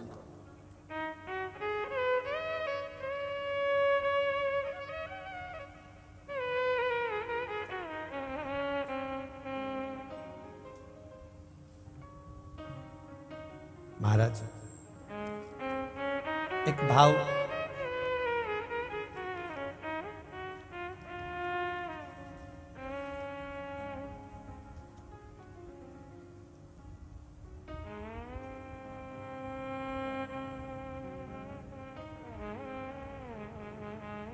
परमात्मा का जब तक दर्शन ना हो, आप में से कई लोग ऐसे होंगे जो शिव महापुराण की कथा जब तक सुनते नहीं है तब तक उनका दिल लगता नहीं है। कई बैठे होंगे ऐसे। देख, आस्था चैनल पर भी जितने लोग सुन रहे हैं, जितने लोग मोबाइल पर, फेसबुक यूट्यूब पर श्रवण कर रहे हैं, उनके भी चित्तवृत्ति में यह होगा, जब तक वो थोड़ी देर की कथा ना सुन ले, जब तक वो थोड़ा स्मरण ना कर ले, तब तक उनका मन नहीं भराता। मैं 5 मिनट सुनूं पर सुनूं।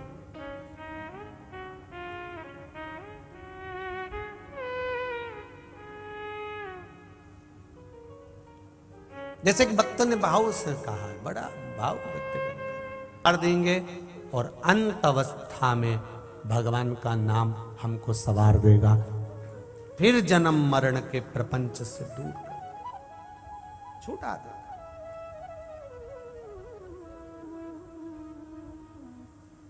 इनको संभालना है हमको, इनके चरणारविंद का अनुमोदन, इनके चरणों की भक्ति हमारे जीवन को आनंद प्रदान कर दे। शिव महापुराण की कथा में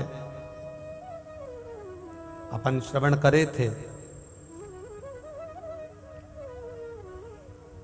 कल चरित्र चल रहा था कश्मीर प्रदेश के देवव्रत नाम के ब्राह्मण की बेटी का।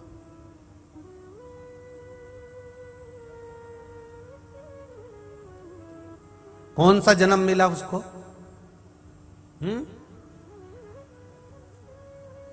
स्वान, एक कुतिया का जन्म मिला उसको। कितना दुखी होगा वो पिता, जो भस्म मस्तक पर लगाकर, चंदन मस्तक पर लगाकर और अपनी बेटी को देख रहा है कि मेरी बेटी का जीवन क्या गया।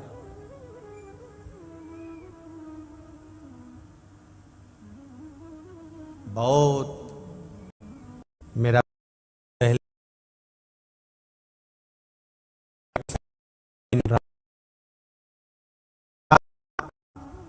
तुमको पढ़ाते हैं, लिखाते हैं, बाहर भेजते हैं, विद्या अध्ययन कराते हैं, अच्छा रखते हैं, अच्छे हैं, तो मेरा बेटियों से निवेदन रहता है कि उसके पिता के बताए अनुसार आप पढ़ भी रहे हो, चल भी रहे हो, वस्त्र भी पहन रहे हो, तो इतना निवेदन पिता का जरूर स्वीकार करना कि अपने बाप को, अपने पिता को नरक में धक्का मत दे देना, पिता को कन्यादान का मौका जरूर देना।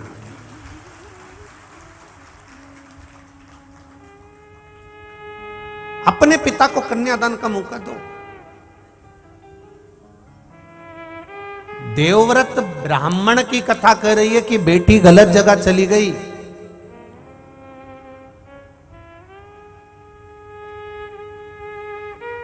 स्वान की योनि, एक कुत्ता की योनि, एक कुतिया की योनि प्राप्त कर ली।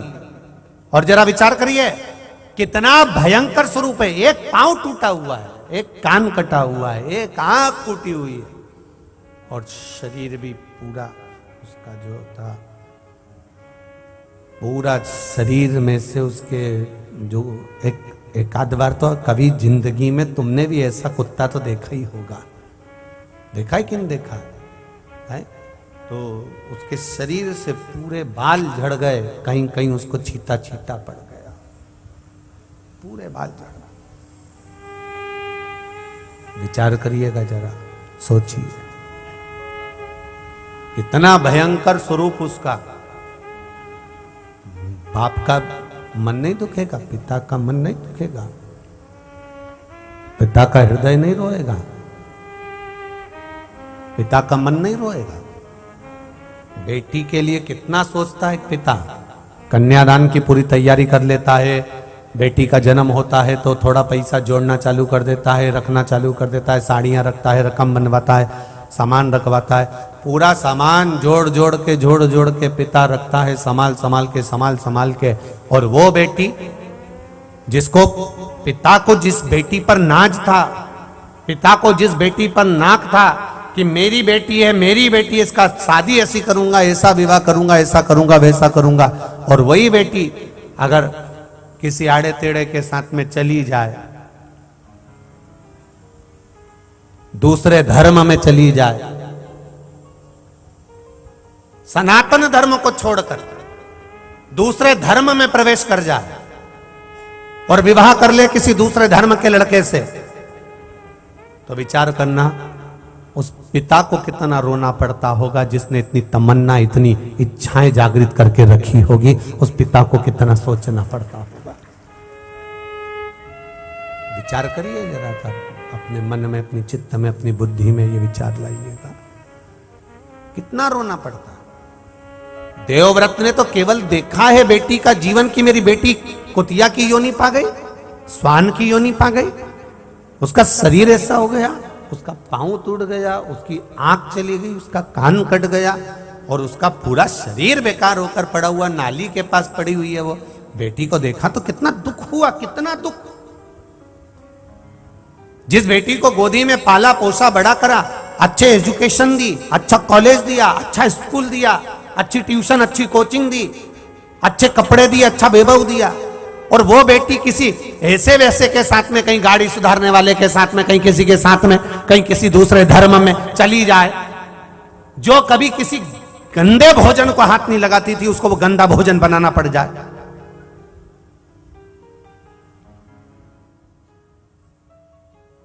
जो कभी गंदे भोजन के सामने से निकलकर चली जाती तो वोमिटिंग कर देती है, उल्टी कर देती है, उसको वो भोजन करना पड़ रहा है, उसको वो भोजन बनाना पड़ रहा है। तो वो बाप कितना दुखी होता होगा। सोचो कि मेरी बेटी की किस्मत कहां लेकर गई, बताओ क्या सोचा था इसके, कितना विचार करा था इसके लिए, और कहां पहुंच गई है।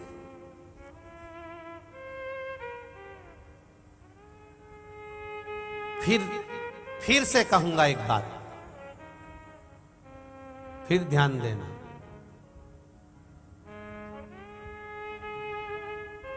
वक्ता और वक्त दोनों समझाते हैं। वक्ता से समझ गए तो बुरा वक्त नहीं देखना पड़ेगा, और अगर वक्त ने समझाया तो रो रो के समझाए। वक्ता और वक्त दोनों समझाते हैं। वक्ता व्यासपीठ पर बैठकर समझाएगा, वक्ता माइक पकड़कर समझाएगा, वक्ता गादी पर बैठकर समझाएगा कि तुम्हारा बुरा वक्त ना आ जाए। इसलिए वक्ता के कहने पर अगर तुम संवर गए, सुधर गए, तो तुम्हारी जिंदगी सुधर गई। नहीं तो तुम वक्त का इंतजार करोगे तो वो वक्त तुमको ऐसा सुधारेगा कि ना बाप के घर जा पाओगे, ना किसी के पास जाके रो पाओगे। उसको समझो, उसको संभालो।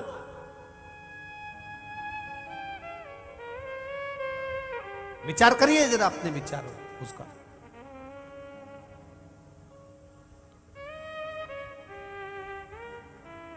हम उसको देखें, हम उसको समझें, हम उसको संभालें। हमारे चित्त को, हमारी वृत्ति को, हमारे मन को हम केंद्रित करें इस बात के लिए कि देवव्रत ब्राह्मण है, काशी प्रदेश में रहता है, अपनी बेटी का चरित्र देखना था, भगवान शंकर का उसने भजन किया, तब करा कि मुझे अपनी बेटी का जीवन देखना है। जो बेटी को मैंने कन्यादान करा था, कन्यादान करने के बाद भी वो नहीं सुधरी, उसका जीवन नहीं सुधरा। मैंने बहुत समझाया उसको, बहुत समझाया, पर संभरने कोई तैयार नहीं, सुधरने कोई तैयार नहीं। तो मैं करूं क्या? वो सुधर ही नहीं रही, तो मैं क्या कर सकता?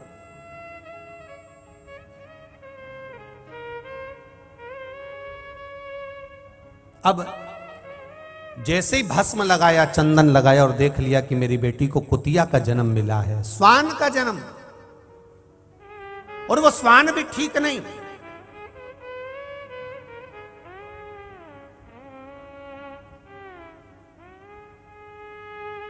जो व्यक्ति पाप कर्म में डूबा रहता है, डूबा रहता है, डूबा रहता है, बहुत पाप करे, वो पाप करने वाले से भी निवेदन है कि भगवान से एक प्रार्थना जरूर करना।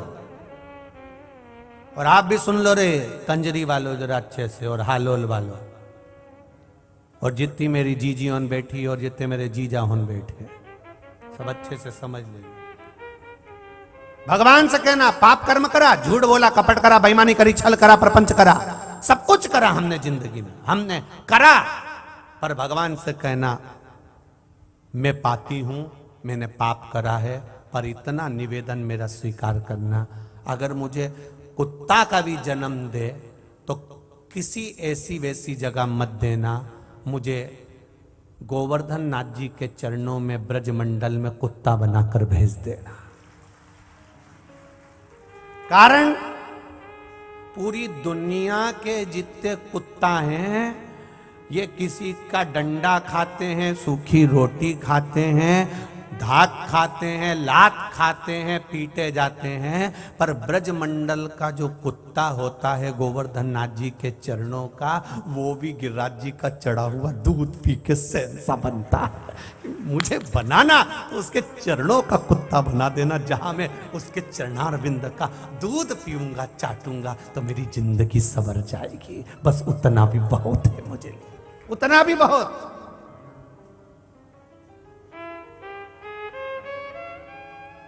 बहुत विरोध करते हैं दुनिया के लोग, यहां तो संत महात्मा बैठे हैं, मेरा ज्यादा बोलना उचित नहीं है, क्योंकि महात्मा हैं, उनकी वाणी बड़ी प्रबल होती है। कल भी अपन ने एक महात्मा जी की वाणी सुनी, बड़ी जोरदार थी, तो इनके सम्मुख में कुछ कहूं, पर हमारा शास्त्र कहता है, कई लोग विरोध करते हैं, कई लोग विरोध करते हैं, शंकर जी पे दूध चढ़ाना उत्तम नहीं है, दही चढ़ा दिया, शहद चढ़ा दिया, पंचामृत चढ़ा दिया, ये चढ़ा दिया, वो चढ़ा दिया, शिव जी को ये चढ़ा दिया, वो बहकर नाली में जा रहा है, वो बहकर गटर में जा रहा है, वो बहकर उधर जा रहा है। अरे उनको कितना समझाओ कि वो बहकर अगर बाहर जा रहा है, तो मेरे शंकर जी का एक नाम है पशुपति नाथ। अगर उसके ऊपर चढ़ा हुआ केवल मनुष्य मनुष्य खाता, उसके ऊपर चढ़ा हुआ दही केवल मनुष्य पीता, उसके ऊपर चढ़ा हुआ दूध केवल मनुष्य पीता, तो वो मनुष्य का नाथ होता। फिर उसका नाम पशुपति नाथ क्यों हुआ? क्योंकि जो चढ़ा हुआ बाहर जाता है उसको कोई जीव, कोई जानवर, कोई कुत्ता भी खा लेता है, तो पशुओं का नाथ है, वो साधारण नहीं है महाराज। उसका नाम पशुपतिनाथ है, वो पशुओं के लिए भी बहुत कुछ देता है। एक जरा सा उसने डमरू बजाया और 33 कोटि देवताओं को पशु बना दिया, और खुद उसका नाथ बनकर बैठ जाता है वो पशुपतिनाथ। कोई साधारण नहीं हो सकता वो। शंभु शरण मांगू घड़ी रे घड़ी दुख काटू, दया करी दर्शन आपो। वो साधारण नहीं है, उसका नाम पशुपतिनाथ। अच्छा ज्ञान देने वाले बहुत मिलेंगे तुमको। कभी तुम शॉपिंग मॉल में शॉपिंग कर रहे हो, कभी किसी ने पूछा तुमसे काहे के लिए शॉपिंग कर रहे हो? अरे बोलो तो रही जीजी हो, कभी कोई ने बोला?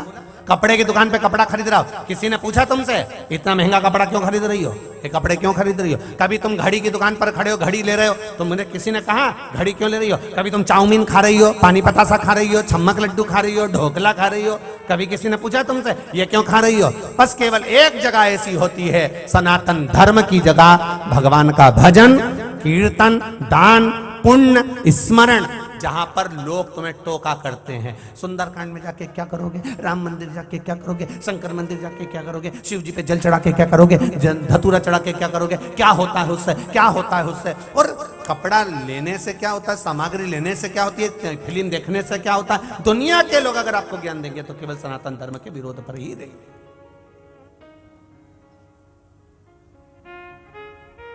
समझाए देवव्रत के नेत्रों में जल भरा, मेरी बेटी का जीवन किस्सा, मेरी बेटी को मैं कैसे संभालूं, मेरी बेटी के लिए मैं क्या करूं? शंकर भगवान की आराधना करने के लिए देवव्रत वापिस बैठ गया। अब आराधना किस लिए कर रहा है? कि मेरी बेटी का जीवन संवर जाए, अब इसकी ये स्वान की योनि, उसकी कुत्ता की योनि छूट जाए।